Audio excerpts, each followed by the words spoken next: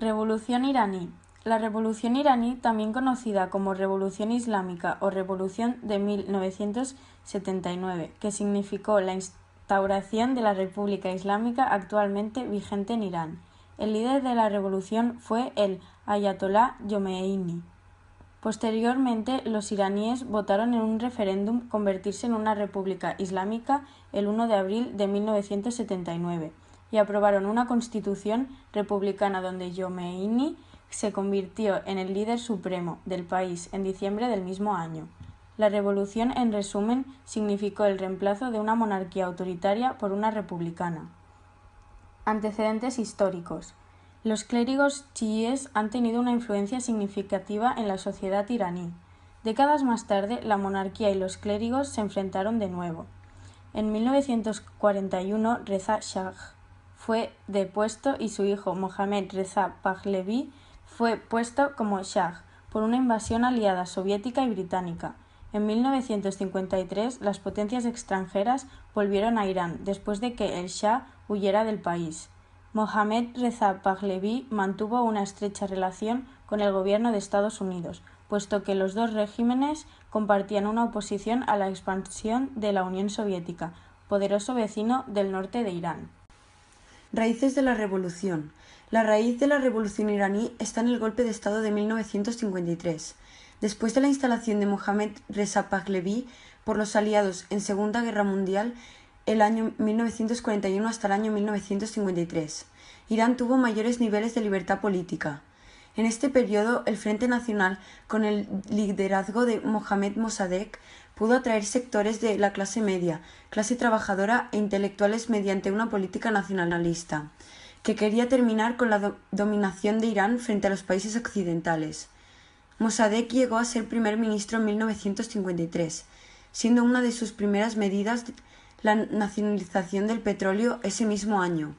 Este evento fue acompañado con manifestaciones de la mayoría de la gente de Irán y huelgas de los trabajadores. La nacionalización y la política antiimperialista de Mossadegh ponían en peligro los intereses de Estados Unidos, ante lo cual el Reino Unido propició un golpe militar contra el gobierno de Mossadegh. El golpe de Estado afectó a la comunidad y a la gente. Descontento social. Aunque el Shah pudo influir en el ámbito económico y social gracias a las ayudas de los Estados Unidos, en el ámbito político no se efectuó ningún cambio. El Shah había repartido algunas tierras agrícolas entre los agricultores, pero la mayoría de ellos carecían de grandes tierras para cultivar. Además, el desarrollo económico fomentado por el régimen había causado grandes diferencias de clases en la sociedad. Otra causa del aumento de las tensiones entre la gente y el régimen de Shah fue el beneficio obtenido del petróleo, que, pese a incrementarse por el alza internacional del precio del crudo en la década de 1970, no se utilizó para cumplir las promesas del Shah en cuanto a mejoras sociales. Los grupos de oposición y organizaciones. Con el golpe militar de 1953, la vida política de Irán sufrió un telón de acero y los líderes de los partidos políticos se separaron de la gente. Por eso las actividades políticas de la gente se mantenían en secreto y sus actividades eran según las culturas islámicas y chiitas. Los estudiantes fueron una de las causas más importantes de la revolución iraní.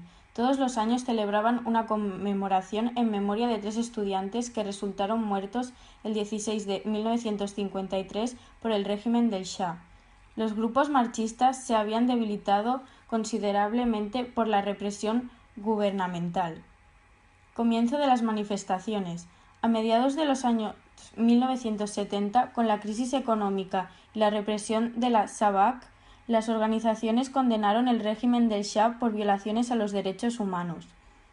Simultáneamente con las organizaciones de los derechos humanos, los estudiantes iraníes y los grupos oponentes celebraron manifestaciones contra el Shah. Hasta finales de mes, los oponentes al gobierno solo escribían y publicaban declaraciones y cartas, pero después de un tiempo el modelo de oposición cambió, y la gente se echaba a las calles y celebraba manifestaciones contra el régimen del Shah. También el ayatolá Shariat Tamadiri en una entrevista se quejó del gobierno y el trato de la policía. Huelgas a nivel nacional. El 8 de septiembre de 1978, un día que cambió la historia para Irán por las protestas contra su último rey, Mohammad Reza Pahlaví. Este día, una manifestación masiva desafió en la capital la ley marcial dictada por él. La respuesta del régimen fue sanguinaria. Los helicópteros y tanques militares abrieron fuego real contra los manifestantes, marcando para siempre en la historia de Irán aquel Viernes Negro, que causó miles de muertos. La masacre acabó con cualquier posibilidad de reconciliación con el régimen e intensificó las protestas. Septiembre de 1978. Irán vivía meses de descontento social y protestas contra el entonces rey Mohammad Reza Pahlaví y su poder absoluto. Viernes 8 de septiembre, un día que iba a marcar un antes y un después. Estaba convocada una manifestación contra el monarca. El régimen anunció la ley marcial. La masiva protesta llenó la plaza Jaleh de la capital, Teherán. La respuesta del régimen fue sanguinaria. Los helicópteros y tanques militares abrieron fuego real contra los manifestantes, marcando para siempre este Viernes Negro en la historia de Irán.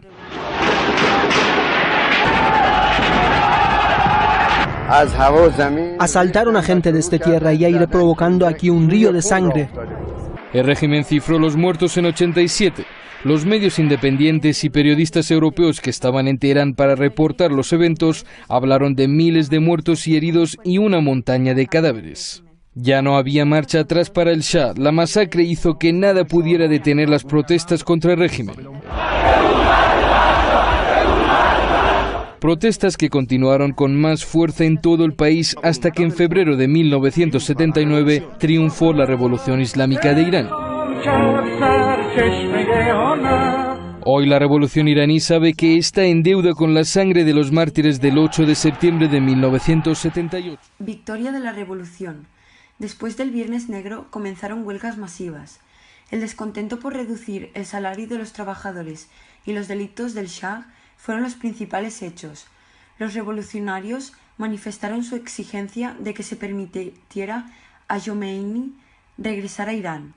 El Shah se encontró con otra crisis y tomó decisiones contradictorias.